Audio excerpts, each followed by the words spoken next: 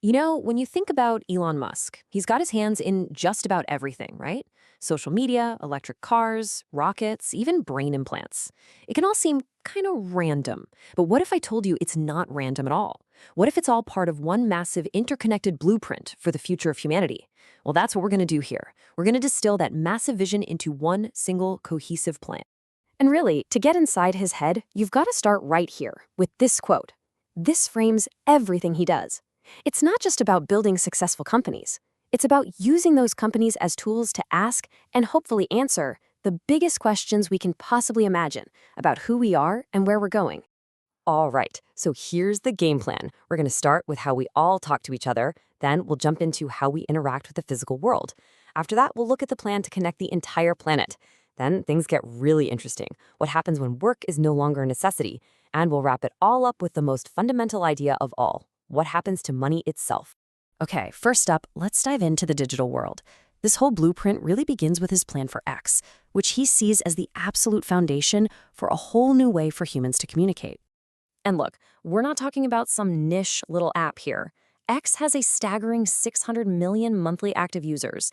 That number can even spike up to almost a billion when there's a huge global event happening. You need that kind of scale if you're even going to attempt to build a true global town square.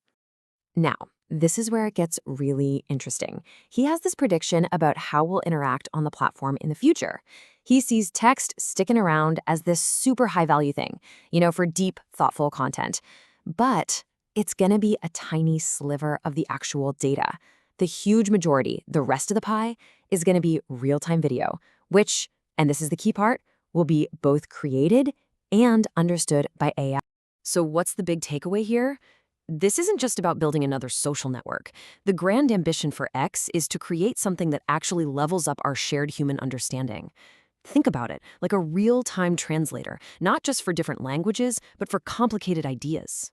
It's about creating a single, connected human conversation across the entire globe, a kind of digital collective consciousness. Okay, so we've covered the digital world.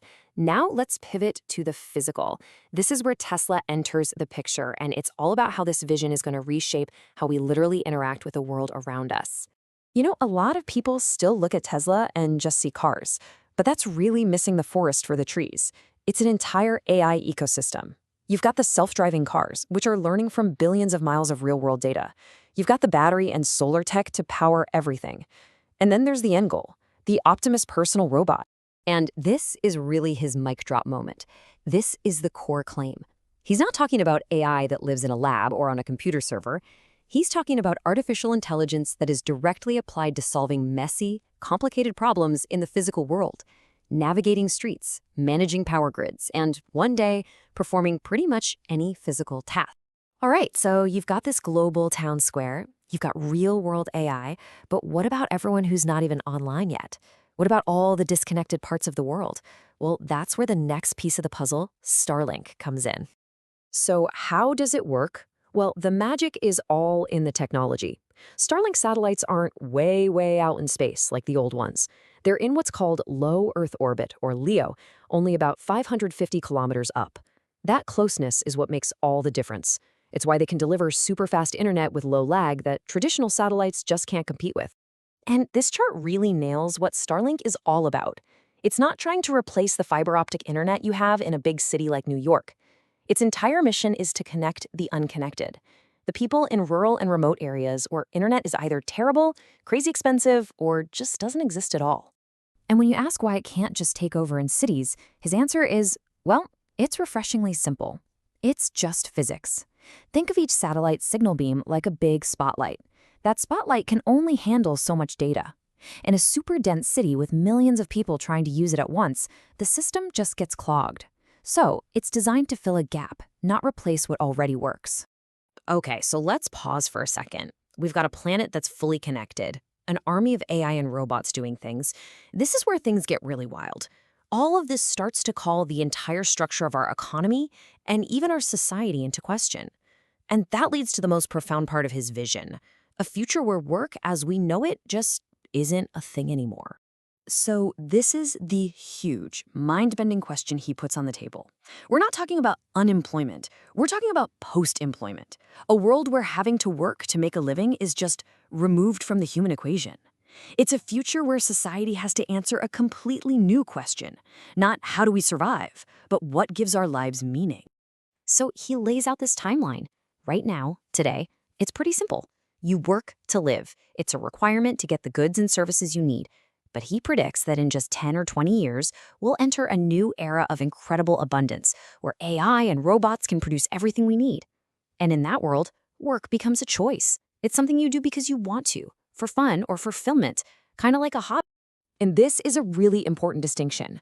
You've probably heard of Universal Basic Income, or UBI, which is basically about giving people money to survive in the system we have now. This idea, universal high income, is something totally different.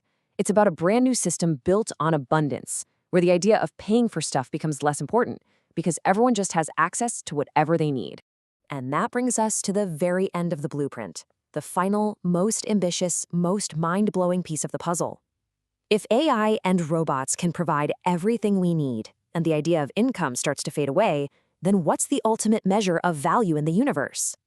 Okay, this is the moment where everything we've talked about snaps together. Just picture it.